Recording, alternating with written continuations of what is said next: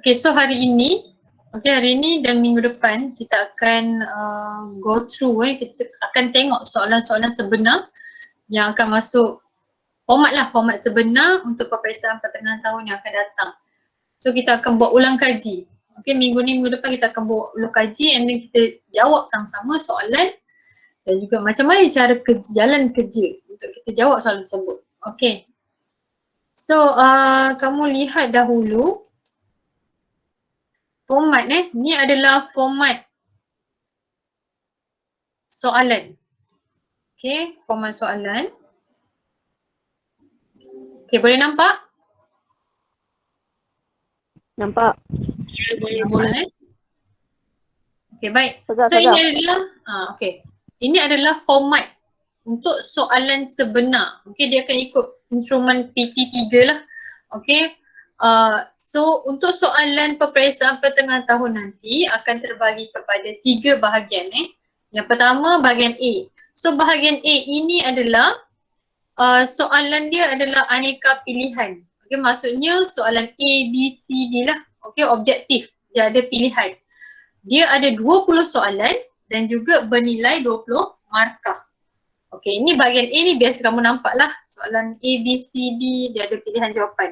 Okay, untuk bahagian B, okay, bahagian B ini seperti latihan yang kamu buat dekat buku kali hijau tu.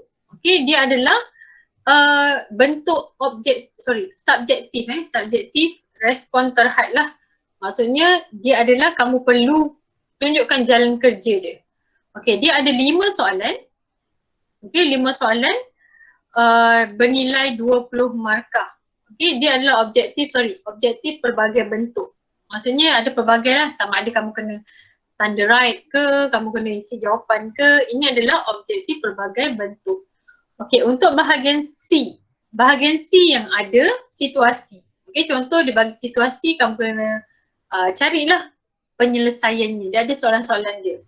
Okey, bahagian C ini adalah terdiri daripada 6 soalan soalan subjektif respon terhad. Dia ada petikan lah, dia ada situasi. So kamu kena jawab soalan dan tunjukkan jalan kerja dia. Okey, dia 60 markah. Dia ada 6 soalan. Okey, 6 soalan tapi dia ada pecahan. Ada banyak pecahan lah. Pecahan-pecahan. Okey, dia bernilai 60 markah. Okey, ini untuk bahagian A, B dan C kamu perlu jawab semua soalan. Okey, dalam masa 2 jam. Okey, 2 jam kamu perlu jawab soalan. Semua jawapan, semua soalan tak boleh pilih-pilih. So maksudnya kamu perlu jawab semua soalan dalam masa 2 jam. Okey, ini adalah format untuk soalan peperiksaan pertengahan tahun kamu nanti. Okey, ini adalah format sebenar. Kalau kamu exam nanti pun dia akan ikut format sebenar. Okey, baik.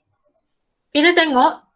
Okey, untuk bahagian A Ustazah tak tunjuk lah sebabnya bahagian A itu soalan A, B, C, D yang biasa kamu tengok. Okey, Ustazah akan terus kepada untuk bahagian B. Okey, boleh nampak tak bahagian B? Boleh. Okey. Nampak. So ini adalah contoh contoh untuk bahagian B. Okey, tengok. Contoh dia macam ni. Okey, lengkapkan langkah kerja berikut. So kamu kena isi jawapan. Okey, dia suruh lengkapkan jalan kerja berikut. So kamu isilah nombor-nombor dalam kotak tersebut. Okey, ini ada 3 markah. Okey, 3 markah. And then nyatakan B tu, nyatakan hukum operasi aritmetik yang digunakan. Okey, ni dalam bab 1 Bab 1. So kamu kena tahu hukum apa tu, hukum kalis agihan ke, hukum apa. Okey, so 1 markah. Tulis jawapan saja, 1 markah. Okey, untuk seterusnya. Saja. Ya. Yang tadi tu kena buat jalan kira juga ke? Yang ini masukkan terus angka dia. Oh. Okey, yang A tu masukkan terus nombor. Okey, B tu kamu kena tulislah apa hukum dia. Kita ada 4 hukum tu selalu Ustazah dalam bab 1 tu. Okay, so mana satu hukum dia? So tulislah hukum apa. Okey. Untuk 22, ya? Salah. Okey. So nombor 22 pula. So ini adalah contoh untuk bahagian B lah Ustazah nak terangkan dahulu. Untuk bahagian B, okay, dia terus straight to the point. Okay, straight to the point maksudnya terus ada yang terus letak jawapan dia. Okay, tengok untuk 22, dia tanya. Raja 4 menunjukkan sebahagian daripada faktor bagi 30. Okay, faktor bagi 30. Dia dah bagi dah ni. Tetapi dia tanya, nyatakan dua faktor yang tertinggal. Okay, ada dua nombor yang tertinggal. So, kamu kena tulis jawapan dia. Okay, tulis jawapan. So, kamu akan dapat 2 markah. Dia tanya 2 kan, 2 nombor. So, bermaksud ada 2 markah. So, dekat sini kalau kamu nak buat jalan kerja boleh. Kalau nak tulis jawapan terus pun boleh. Okay. Okay, next. Okay, seterusnya. Okay, untuk B. Ungkapkan 30 dalam bentuk pemfaktoran perdana. Kamu kena tahu nombor-nombor perdana. Okay, so dia suruh ungkapkan 30 dalam bentuk pemfaktoran perdana. Maksudnya dekat sini, senarai nombor perdana mana yang kita darab akan dapat hasil 30. Okay, nombor perdana tu maksudnya dia hanya boleh dibahagikan dengan diri dia sendiri, okay, dan juga nombor 1. Okay, contoh nombor perdana yang paling kecil adalah 2. 2 tu dia boleh bahagi diri dia saja dengan nombor 1. Okay, 3 pun sama. 3 dia boleh bahagi dengan diri dia sendiri dan juga nombor 1. 5, okay, tapi nombor 6 tak boleh sebab nombor 6 kita tak panggil nombor perdana sebab 6 boleh dibahagi dengan 2. Okay, 6 boleh dibahagi dengan 3. So, boleh dibahagi dengan nombor-nombor lain. Itu bukan nombor perdana. Okay, ni basic bab 1. Dulu dah belajar. So, dekat sini kamu hanya senaraikan nombor perdana yang kamu darab akan dapat hasil 30. So, kamu akan dapat 2 markah. Okay, next. Lengkapkan rajah kerja berikut. Ini lengkapkan rajah kerja berikut. Kamu terus masukkan angka-angka dia. Okay, so dekat sini dia tanya apa dia? Punca kuasa bagi 361. 361 tu apa dia? Darab apa? Darab apa akan dapat 361. So dekat sinilah fungsinya kalkulator saintifik tu. Okay, so kamu letak isi angka, so dapat 2 markah. Okay, next. Untuk rajah 5, okay, menunjukkan isi padu bagi 3 buah kubus. Okay, so dia tanya bulatkan integer. Integer tu apa? Ingat lagi, integer adalah nombor bulat. Okay, integer kita panggil nombor bulat. 1, 2, 3, 4, 5 dan seterusnya. Okay, pecahan dan perpuluhan kita tak panggil integer. So, nombor bulat dia ada nombor positif, okay, negatif 1, negatif 2 dan juga nombor positif 1, 2, 3. Itu kita panggil integer. So, dekat sini, okay, dekat sini juga sama. Kamu kena guna kalkulator saintifik. Okay, kamu tekan tu. Punca kuasa bagi, kat sini kan cm3, okay, sentimeter padu. So, kita nak tahu dia integer atau tak, kamu kena tekan punca kuasa 3. Dekat kalkulator saintifik, tekan punca kuasa 3 untuk 216. Kalau hasil dia adalah nombor bulat, okay, dia bukan perpuluhan, maksudnya dia adalah integer. Okay, so kamu buat 1, 1. Okay, seterusnya punca kuasa 3 bagi 514. Okay, kamu tekan, kalau dapat perpuluhan, dia bukan integer. Okay, ini adalah cara untuk kamu jawab. So, kamu dah dapat, kamu bulatkan terus. Okay, bulatkan dekat jawapan tu. Mana satu nombor integer. Okay, mana satu? X, Y atau Z. So, kamu bulatkan. Okay, dapat 2 markah. 2 markah tu bermaksud ada 2 jawapan yang betul. Okay. Ni untuk bahagian B. Masih bahagian B Seterusnya. Ini pun kita dah buat hari tu sebelum cuti panjang raya ni. Okay, kita masih belajar dalam, tapi kalau exam, okay, exam nanti, kita hanya sampai bab 4 saja. So yang ungkapan algebra, okay, tak masuk ungkapan algebra tak masuk.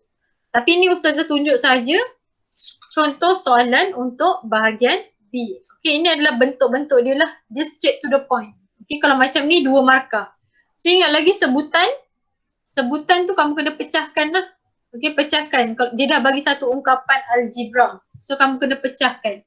Tulis 3HK, 2H, KH, dan 5. Okey, ni kita dah buat sebelum kita cuti hari tu. Lepas tu bilangan sebutan dia ada 4 lah. Okey, 3HK, 2H, KH, 5. Okey, tapi Ustazah nak ingat sekali lagi untuk exam pertengahan tahun tidak masuk ungkapan algebra. Ini Ustazah nak tunjuk saja dia punya bentuk. Okey, bentuk untuk bahagian B. Maksudnya dia straight to the point. Okey, straight to the point tu maksudnya kamu terus tulis jawapan dia. Tapi kalau kamu nak buat jalan kerja kat tepi, tak ada masalah. Okey? Alright. Seterusnya kita tengok ada tak? Okey, bawah ni pun ungkapan algebra. Okey. So, kita masuk untuk bahagian C. Okey, bahagian C ini yang pemberat markah dia 60. Okey, so kamu memang kena jawab bahagian C, bahagian B dan bahagian A. Sebab bahagian C ni pemberat dia sangat berat. So kamu kena jawab. Okey, tak boleh tinggalkan. So kita tengok contoh bahagian C. Okey, bahagian C adalah subjektif terhad. Okey, maksudnya kamu kena tunjuk jalan kerja dan juga jawapan dia. Okey, tengok soalan. Kalau soalan tu perlukan jalan kerja, buat jalan kerja. Kalau soalan tu dia suruh terus nyatakan, kamu nyatakan lah. Okey, tengok contoh 26A1. Okey, rajah 6. Rajah 6 menunjukkan beberapa pecahan. Okey, dia suruh nyatakan pecahan terkecil dan pecahan terbesar. Dia suruh nyatakan, maksudnya terus tulis jawapan. So dekat sini kalau kamu nak buat jalan kerja boleh. Dia tak ada masalah. Ataupun kamu terus nyatakan, maksudnya kamu terus tulis dekat pecahan terkecil tu, okey, apa jawapan dia. Untuk pecahan terbesar, apa jawapan dia. Okey. Untuk 2.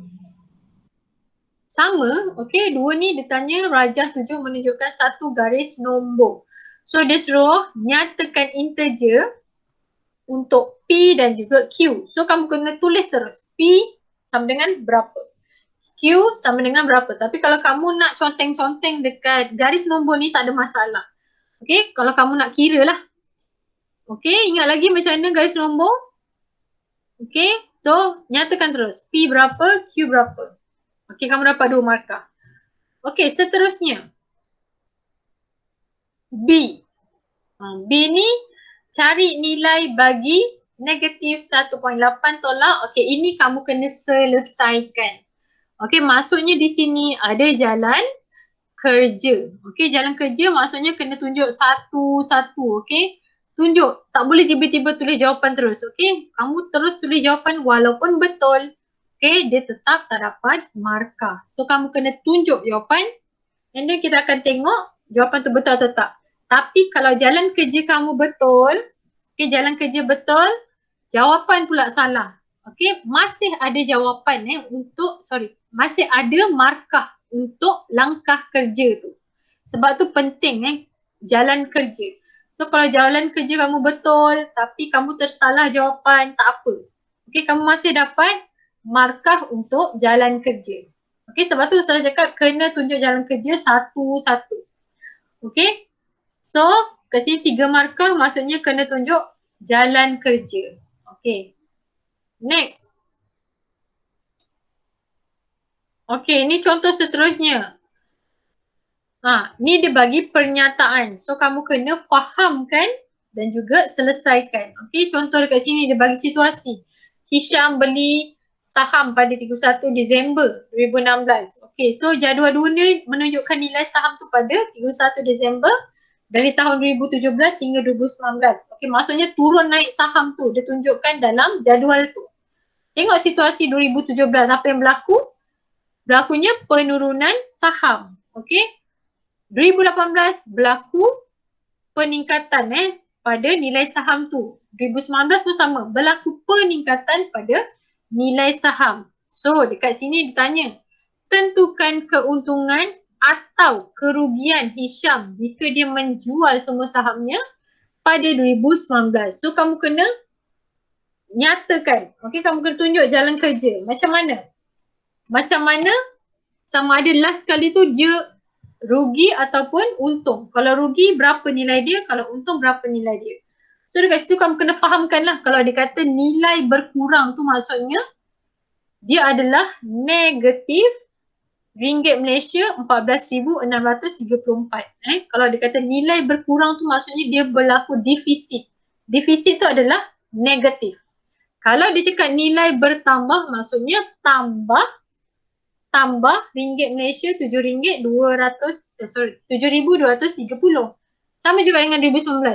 Nilai bertambah maksudnya positif ringgit Malaysia 3,848. So kamu kena tunjuklah negatif. Okey, kamu salin balik negatif RM14,634. Okey, 2018 tambah okey, ringgit Malaysia 7,230. Tengok 2019 tambah lagi, tambah RM3848. So dekat situ tekan kalkulator, okey, tapi kena tunjuk jalan kerja. Tekan kalkulator, dapat nilai. Okey, nilai sekiranya depan tu ada negatif. Okey, kalau negatif maksudnya kerugian. Okey, kalau nilai yang kamu dapat nilainya positif, so maksudnya dia menerima keuntungan. Okey, so dekat sini adalah contoh untuk bahagian C. Okey, macam inilah rupa dia untuk bahagian C. Alright, seterusnya. Okey, dekat bawah ni pun sama. Tentukan faktor terkecil dan faktor terbesar bagi nombor 28. So kamu kena buatlah jalan kerja kat tepi tu sikit. Okey, buat. Okey, faktor bagi 28 apa? 1 darab 28 sama dengan 28. Okey, CP2 ada tak? Okey, senaraikan dahulu, lepas tu kamu pilih. Faktor terkecil tu maksudnya nombor yang terkecil. Kamu dah buat kan satu-satu. Okey, tengok mana nombor yang terkecil. Okey, tulis dekat situ. Okey, kat jawapan tu. Faktor terkecil contoh dia 1. Faktor terbesar, okey, kamu tengok mana nombor terbesar, tulis kat situ. Okey, so kamu akan dapat 2 markah. Okey, ini adalah untuk bahagian C. Ini pun sama, bahagian C. Raja 8 menunjukkan sebahagian daripada kaedah pembahagian berulang. Ingat lagi, pembahagian berulang digunakan untuk mencari gandaan sepunya terkecil. Ini GSTK. Okey, dia dah bagi sikit tu. So dia tanya, nyatakan dua nilai yang mungkin bagi P. Okey, nyatakan. So nyatakan maksudnya kat situ kamu tulislah jawapan terus. Dia nak dua nilai. So kamu tulis jawapan dia. Untuk dua ini, okey, barulah kamu selesaikan. Dia suruh cari GSTK bagi 3 nombor ni. So GSTK kamu kena selesaikan lagi lah. Selesaikan lagi sampai dah tak boleh dibahagikan. Okey, so kamu kena ingat macam mana cara GSTK, macam mana cara FSTB. Okey, ingat balik, tengok balik nota dan juga data yang kamu buat. Okey, ini adalah contoh seterusnya lah. Dia akan bagi situasi lah. Okey, untuk bahagian C dia banyak bagi situasi. So kamu kena faham. Faham apa yang kehendak soalan nak. Okey, kena faham. Baca dengan teliti. Keluarkan maklumat and then selesaikan satu-satu. Ini 4 markah. 4 markah maksudnya kena buat jalan kerja. Alright. So boleh faham tak setakat ni untuk penerangan format? Kelas boleh faham? Boleh lah. Boleh So itu adalah contoh format sebenar. Format sebenar yang kamu akan hadapi lah. Memang kamu akan hadapi setiap kali periksa. Kalau sekolah cakap, okey, ini adalah format sebenar. So memang macam itulah bentuk dia. So nak tak nak kena jawab. Okey, kalau tak jawab tak ada jawapan. So kosong markah kamu akan gagal lah. So make sure jawab dan tunjuk jalan kerja. InsyaAllah kamu akan dapat. Okey, kalau kosong saja memang tak adalah, kita tak boleh bantu. Tapi kalau kamu buat jalan kerja, okey, kalau jawab jalan kerja tu betul, kita akan bagi markah. Okey. Yes. Kalau periksa bawa kalkulator boleh ke? Ya, memang kena bawa kalkulator. Periksa memang kena bawa kalkulator saintifik. Kalkulator saintifik sahaja. Okey. So jom kita selesaikan latihan Ini latihan bahagian B. Okey, jom kita selesaikan. Macam mana kita nak jawab soalan untuk bahagian B 21A. Okey, dah bersedia? Dah. Boleh nampak tak? Sekejap. Tak Ambil boleh. kertas. Boleh nampak? Tak jelas. Boleh. Apa ni? Boleh. Boleh? Boleh. Okay. Alright. So, sama-sama kita sama-sama selesaikan jawapan. Okay, so kita cari jawapan dia macam mana. Okay, untuk 21A, lengkapkan langkah kerja berikut. Okay, so dia bagi 9 darab 2008. Okay, 9 darab 2008 sama dengan, ini maksudnya kamu kena kembangkan. Okay, first kali kamu kena kembangkan dia. Okay, apa agak-agak untuk petak pertama tu? Angka apa yang boleh letak kat situ? 2008 tu kamu boleh pecahkan kepada apa? Saya Okay, tidak tahu. 9 darab 2008. Hmm.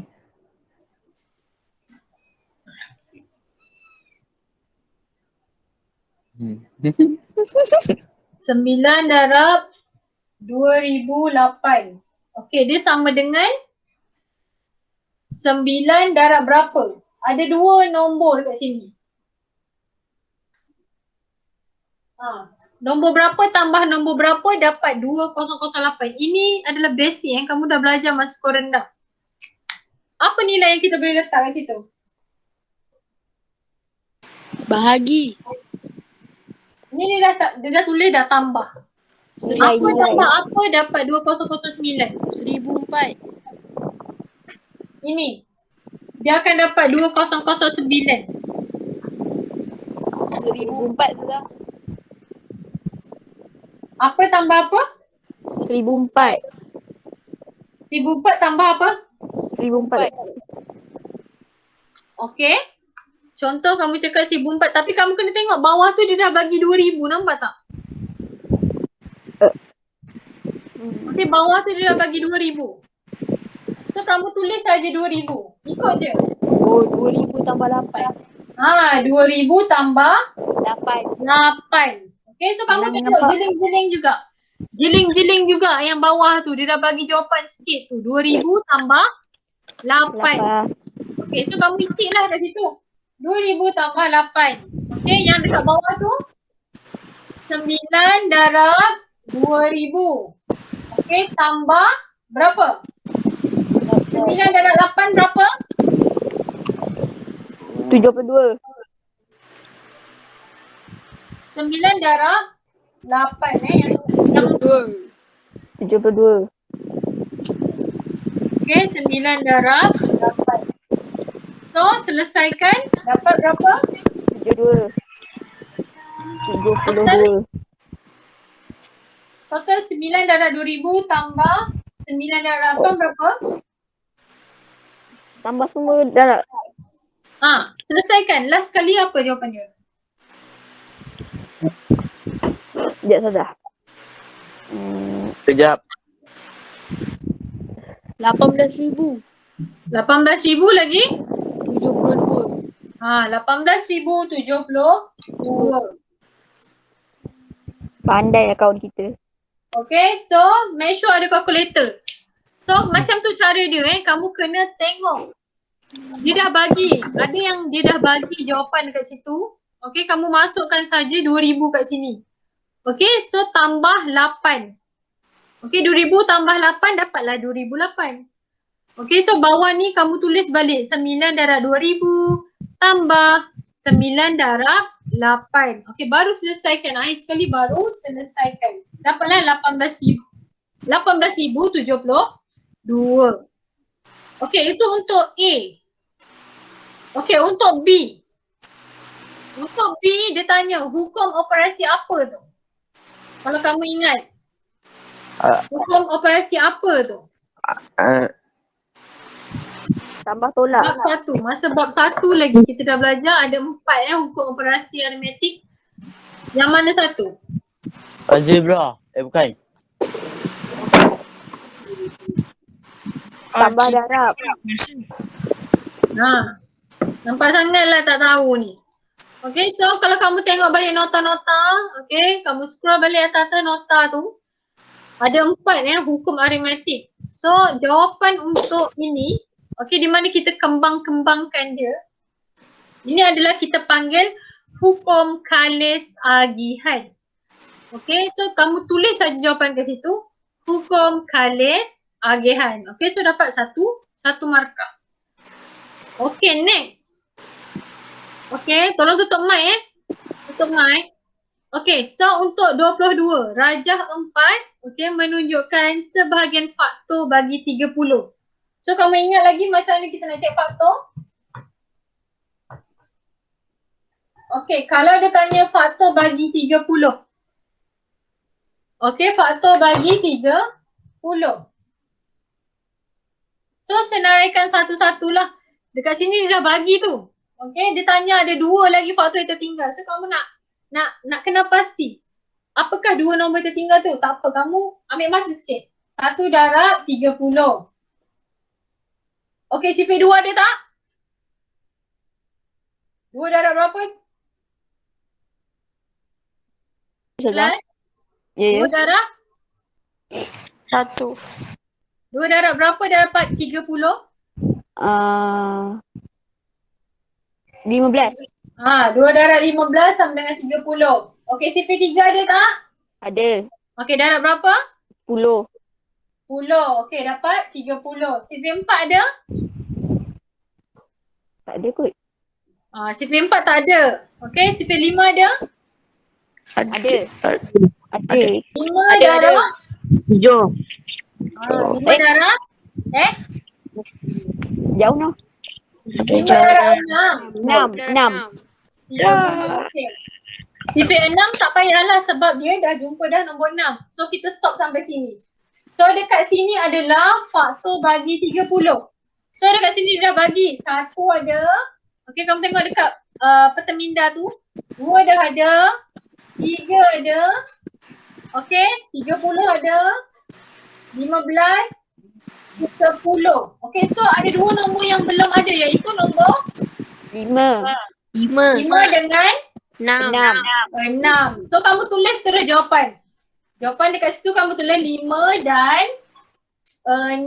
Okay, so kamu akan dapat 2 markah. Okay, boleh faham? Boleh. Okay. Alright, next. Kita tengok contoh lain. Okay, contoh lain. Okay, ungkapkan 30 dalam bentuk pemfaktoran perdana. Okay, macam Ustazah cakap tadi, pemfaktoran perdana maksudnya nombor perdana kamu darabkan akan dapat hasil 30. Okay, nombor perdana adalah nombor yang boleh dibahagi dengan diri dia sendiri dan juga 1. Okay, nombor 2 adalah nombor yang paling kecil untuk nombor perdana. So, nombor perdana 2, 3, lagi berapa? Yang boleh dibahagi diri dia saja. 6. 5. 5. 5 lagi? 7 kot. 7 lagi? 9. 9 dia boleh bahagi dengan 3. So kita tak cakap dia nombor perdana. Lagi? 11. 11 lagi? 13. 13. Okay, dan seterusnya. Macam tu lah cara dia. So kalau nombor tu dia tak boleh dibahagi dengan nombor lain, maksudnya dia nombor perdana. Okay, so antara dekat sini, nombor apa yang kamu darab nanti dia akan hasilkan 30. Ada tak? 5. 5. Okay, 5 lagi. 5 darab berapa? 10. 5 darab 6. 5 darab 6. 6 tak ada kat sini? 5 darab berapa? 5 Cuba darab bukan kalkulator. Dia ada 3. 3 nombor kat sini yang boleh darab, dia akan hasil 30. Apa dia? Cuba tekan. Cuba tekan 2 darab 3 darab 5. Dapat tak 30? Dapat. Wow. So dapat 30. So inilah jawapannya. So ini adalah pemfaktoran perdana bagi 30 iaitu 2, 3 dan 5. Okay, so cara dia kamu kena tulis macam ni. Okay, yang Ustazah petakkan ni lah cara dia. 2 darab 3 darab 5 sama dengan 30. So dapat 2 markah kat situ. Okay, dah. Lepas Faham. okay, so make sure kamu senaraikan dulu nombor perdana. Barulah kamu tengok nombor mana yang kalau kita dapat akan hasil 30. Okay? Alright, next. Ustazah naik lah. Okay. Ni tolong off mic. Okay, off mic sekejap. Okay, next. 23. 23 ni terus tulis jawapan dia. Tekan kalkulator. Tekan kalkulator kamu. Cuba tengok. 361 ni untuk punca kuasa 361 berapa? Punca kuasa 361 tekan kalkulator. Sampai ada kalkulator saintifik tekan terus. Dapat berapa?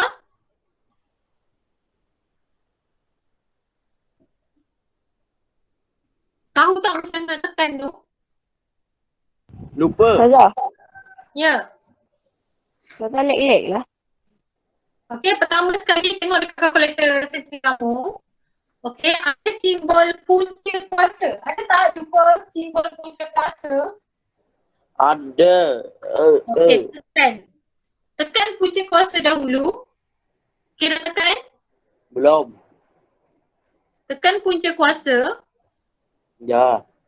Okey, lepas tu barulah kamu tekan nombor 361. Okey. Okey, lepas tu tekan sama dengan. Dapat berapa? Dapat 19. Nah, 9. 11. Okey, so dekat jawapan tu kamu kena tulis lah 19 darab 19. Lepas tu bawah sekali tu kamu tulis 19. Okey, boleh faham tak? Boleh. Okey, pertama sekali tekan dahulu punca kuasa. Dekat kalkulator lah. Tekan dahulu punca kuasa. Lepas tu masukkan nombor. Lepas tu tekan sama dengan. So dekat jawapan tu kamu kena tulis. Okey, dekat jawapan tu kamu kena tulis 19 darab 19. Okey, barulah tulis 19. Okey, so kamu akan dapat 2 markah. Okey. Boleh faham tak ni? Macam mana? Boleh. Okey. Boleh. Alright, next. Boleh. Okay, next. Ini pun masih lagi. Okey, perlukan kalkulator. Dia tanya soalan. Okey, Raja 5 menunjukkan isi padu bagi 3 buah kubus. Okey, 3 buah kubus. So dia suruh bulatkan integer. Ingat integer adalah nombor bulat. Nombor bulat tu maksudnya dia bukan perpuluhan dan bukan pecahan. Tapi nombor bulat itu boleh positif dan negatif. Okey. So dekat sini macam mana kita nak tahu, okey, yang mana nombor integer. Alright, untuk X ni kita tengok P. So kalau ada kalkulator saintifik, okey, Ustazah nak kamu tekan shift. Okey, tekan shift, lepas tu tekan simbol punca kuasa 3. Okey. Saya tak ada kuasa 3. Okey, tekan shift dahulu. Dah. Lepas tu tekan simbol macam ni. Ada tak? Ada. Okey, ini kita panggil punca kuasa 3. Alah, tak nampak dia tu. Tak nampak? Ada like. Dia lag. Kau Okey. nampak ke tak? Punca kuasa 3 macam ni. Nampak tak? Kalau is Tak. forever. Nampak juga? Terus tak Tak fokus. nampak. Tak jelas. Tak jelas. Dia kabur-kabur. Dia bentuk right 3 sana. Okay, dia bentuk punca kuasa, lepas tu atas tu ada X. Astagfirullahaladzim. Mana ni? Ya. Boleh? Ada? Tak ada, tak jumpa. Tak jumpa. Ya, saya break 3 sana. Tekan shift nanti kau nampak macam tak pernah begini. Okay, sekarang ni, fungsi shift tu adalah untuk kamu tekan apa-apa nilai yang warna orange. Okay, so kalau kamu punya kalkulator tu untuk kuasa 3 bukan warna orange, tu tak payah tekan shift. Tapi kebanyakan kalkulator, kamu memang kena tekan shift dahulu sebab kamu nak tekan angka yang colour orange. So kebanyakan colour orange itu adalah punca kuasa 3. So Saya punca tekan. kuasa 3 bentuk dia adalah punca kuasa dan dia ada X dekat atas. Okay, tekan. Siapa yang dah jumpa boleh tekan. Lepas tu kamu tekan nombor 2, 1, 6. Ada like tu. Okay, tekan nombor 216. Tak apa kalau kamu tak nampak yang whiteboard ni pun tak apa. Kamu tengok dekat kalkulator kamu. Okay. Okay. Lepas tu tekan sama dengan. Kamu tekan sama dengan dapat tak nilai? Dapat 6. Wish. Okay, dapat 6. Okay, good. So dapat Ayo. 6. Itu bermaksud nombor integer sebab dia nombor bulat. Okay, so untuk X itu adalah integer. So kamu bulatkan jawapan dia, X. Okay, kita go through pula untuk Q. Pertama, tekan shift, tekan punca kuasa 3. Lepas tu masukkan angka 514. Okay, lepas tu tekan sama dengan. Dapat jawapan apa? Saya punya 8. pelik sana. 8. Dapat jawapan? 8. Saya pelik. 8. 8 puluhan sifar 1, sifar 4, sifar 3, 1, 3, 3. Macam Dia akan dapat nombor perpuluhan Kamu kena make sure kamu tekan punca kuasa 3. Punca kuasa 3 dia ada X kecil dekat atas. Ayo. Tekan itu dahulu. Okay, siapa yang tak perlu tekan shift, tak payah tekan shift. Okay, tujuan tekan shift macam saya cakap, tujuan kita tekan shift untuk kita tekan apa-apa angka ataupun simbol yang warna orange. So kalau kalkulator kamu yang punca kuasa 3 tu bukan warna orange, tak payah tekan. So sekarang mostly dekat kalkulator kamu dia warna orange untuk punca kuasa 3. So tekan shift, tekan punca kuasa 3, masukkan angka 514, kamu akan dapat nombor perpuluhan. So nombor perpuluhan adalah bukan nombor integer. Okay, so jawapan untuk Y tu bukan, so tak payah bulatkan. Okay, kita tengok untuk R pula. Untuk Z tu sama, tekan shift, lepas tu ambil punca kuasa 3, masukkan angka 1331. Okay, dapat berapa? 8, 11. 11. Dapat 11. Okay, so 11 tu adalah nombor bulat. Nombor bulat adalah nombor integer. So dekat sini jawapannya adalah X dan juga Z. Okay, so ada 2 jawapan yang betul. So kamu akan dapat 2 markah. Okay, itu adalah cara. Okay, cara kamu nak selesaikan permasalahan seperti ini. Okay, kita tengok pula next. Okay, tolong off mic. Jangan bising sangat. Off mic. Okay, kita tengok. Ini untuk algebra. So algebra ni tak masuk exam. Okay, tak masuk exam, so Ustazah tak terangkan lah. Okay, so setakat ni boleh faham tak? Itu adalah contoh untuk bahagian B Bahagian B. Boleh faham tak setakat ni? Boleh. Boleh. Okay, good. So kita tengok macam mana pula bahagian C. Hayya. Okay, kita tengok sikit macam mana bahagian C. So bahagian C ni dia suruh nyatakan pecahan terkecil dan pecahan terbesar. Maksudnya dia terus tanya, apakah pecahan terkecil dan terbesar dalam rajak 6?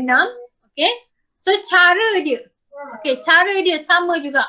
Ni Ustazah nak ajar trick Trick tu maksudnya cara yang paling mudah lah untuk kamu jawab. Kalau dia nak terus jawapan lah. Kalau dia nak jalan kerja tak boleh guna cara ni. Ini kalau dia nak terus jawapan. So kalau nak terus jawapan terus boleh tekan. Okay, kamu ambil kalkulator. Kamu tekan 3 bahagi 7 berapa? 3 bahagi 7 berapa? 0.42857148. Okay, kita ambil 3 je, 3 angka je. So, Kira. 48. Okay, kita buat dulu garis nombor. So dekat sini ada nombor positif, betul tak? Dekat rajak 6 tu ada nombor positif dan nombor negatif. Okay, so kosong. Negatif mestilah di sini, positif mesti di sini. Okay, dekat situ kamu dah bagi 3 bagi 7 dapat 0.428 kan? Okay, 0.428. Okay, kita buatlah skala 1, 2, 3.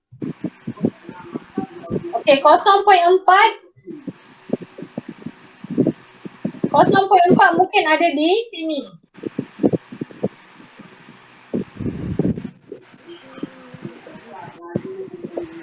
.4. Okay, mungkin dia ada dekat sini lah. Ini kita anggarkan saja. Okay. Yang itu 3 bagi 4 berapa?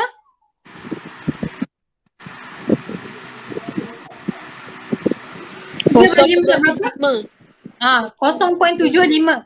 0.75, tapi kamu kena tahu itu nombor negatif. 0.75 mungkin ada dekat dengan kosong. Negatif 0.75. Okay, ni kita anggarkan saja. Okay, 3 bahagi 2. Salah. Saya nak tanya. Ya. Kalau macam mana nak tahu kalau dia nombor negatif kosong, kenapa kita anggap 0.75 tu negatif? Sebab dia dah bagi negatif 3/4. Nampak tak? Negatif 3/4. So, dia negatif, dia nombor negatif. Tengok, dekat depan tu kalau ada simbol negatif, dia adalah nombor negatif. Okey, yang seterusnya tu 3 bahagi 2. Negatif 3 bahagi 2. Berapa? Negatif 1.5. Negatif 1.5 mungkin ada di belakang sini. 1.5. Okey, lagi seterusnya 3 bahagi 5. Sifar 0.6. 0.6. 0.6 dia ada kat depan sini lah. 0.6 kat sini. Okey, akhir sekali. Negatif 3 bahagi 8. 0.375. 0.375. Mungkin ada di depan sini. 0.3. Okey, 0.3, 0.7, 1. So semakin ke belakang itu semakin kecil. Ingat kalau negatif semakin ke belakang adalah semakin kecil. So dekat sini mana yang paling kecil? Yang kamu dah cari tadi. Sifar 1.5. Sifar 1.5. Negatif. Negatif 1.5. Negatif 1.5. Sebab negatif 1.5 dia ada di belakang. Okey, dia ada semakin ke belakang ni semakin kecil. Ini untuk yang kecil lah. Kecil. Okey, negatif 1.5 tu dia punya pecahan dia sebenarnya berapa? Pecahan dia sebenarnya berapa? 3 per negatif 3 per 2. Okey. So tulis dekat jawapan tu. Pecahan terkecil adalah negatif 3 per 2. Okey, untuk pecahan terbesar. Mana kat sini angka yang besar? Positif angka yang besar. Sifar 0.6. Okey, sifar 0.6. Okey, ini besar. So dia punya asal. Pecahan asal dia adalah? Apa pecahan asal untuk 0.6? 3.5. 3 per 5. 3/5. Salah. 3 per 5. So kamu tulis dekat jawapan tu. Pecahan terbesar 3 per 5. Okay, so itu cara lah trik untuk kamu dapat jawapan dengan cepat. Okay, kalau dia nak jawapan terus. Okay, macam soalan 26A ni adalah dia nak terus. Okay, dia nak terus. Okay, apa jawapan untuk pecahan terkecil? So kamu terus boleh tekan kalkulator, terus boleh tulis jawapan dia. Okay. Faham soalan ni? Faham. Okay. Akhir sekali ni, okay, sebelum kita habis kelas. Okay, kamu tengok dekat garis nombor. So dia terus tentukan apakah angka untuk P dan Q. So macam mana kamu nak kira? Apakah nombor P dan Q tersebut? Okay, saya lekot macam apa ni. Dia dah bagi dah tu 2 angka kat situ. Okay, P, Q. Okay, ni dia dah bagi negatif 3.3. Okay, tak bagi. Lepas tu ni dia bagi lagi negatif 2.4. Okay, lepas tu ada 2 lagi skala, barulah kamu jumpa Q. Okay, kamu tengok dekat gambar tu kalau tak jelas kat whiteboard. Okay, so ini kamu rasa dia guna sifir berapa ni? Sifir. Sifir? 3 kot. Okay, sifir apa yang ada nombor 24 dan 33? 2. Sifir 2 ada nombor 33 ke? Tak ada. Sifir? 3. 1. Sifir 3 Sifir 3 betul. ada 24. Okay, kalau kamu hafal sifir lah. Okay, 3, 6, 9, 12, 15, 18, 21, 24, 27, 30, 3. So ada sifir dalam sifir 3. Okay, kita tengok dekat situ 24. Okay, dia convert lah negatif 2.4. Okay, selepas 2.4 sifir berapa? 3, 6, 9, 12, 15, 18, 21, 24, 20, 27. tulis kat sini negatif 2.7. Okay, seterusnya lepas 27 30. 30 negatif 3.0. Lepas tu kamu akan dapat Negatif 3.3. 3.3. Lepas tu seterusnya tambah lagi 3. negatif 3.3. 6. 6. Okay, akhir sekali negatif 3.9. 9. So kita dah dapat P dah. Okay, untuk Q pula negatif 2.4. Okay, Negatif 2.1. okay, negatif 2.1. Seterusnya Negatif 1.8.